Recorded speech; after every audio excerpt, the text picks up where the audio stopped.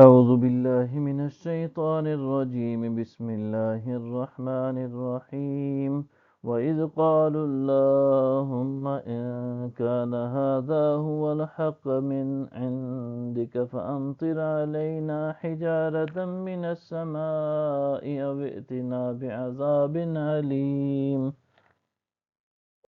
انہوں نے کہا اے اللہ اگر یہی تیری طرف سے حق ہے تو ہم پر آسمان سے پتھر برسا دے یا ہم پر کوئی دردناک عذاب بھیج دے۔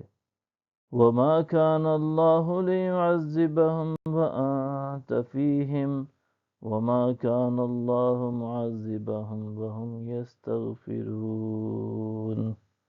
اور اللہ کی یہ شان نہیں کہ ان پر عذاب فرمائے در آن حال یہ کہ آپ بھی ان میں موجود ہوں، اور نہ ہی اللہ ایسی حالت میں ان پر عذاب فرمانے والا ہے کہ وہ اس سے مغفرت طلب کر رہے ہوں۔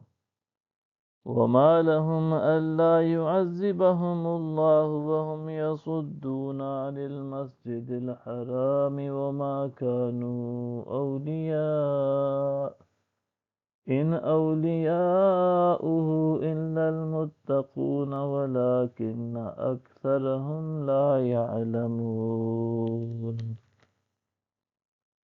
ان کے لیے اور کیا وجہ ہو سکتی ہے کہ اللہ انہیں اب عذاب نہ دے، حالانکہ وہ لوگوں کو مسجد حرام سے روکتے ہیں اور وہ اس کے ولی یا متولی ہونے کے اہل بھی نہیں۔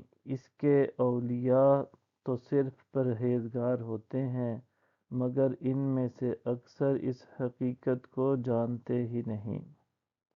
وما كان صلاتهم عند البيت إلا مكاء وتصدية فذوقوا العذاب بما كنتم تكفرون۔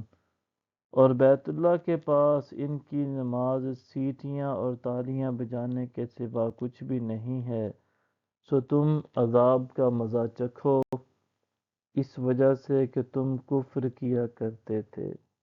صدق اللہ العظیم۔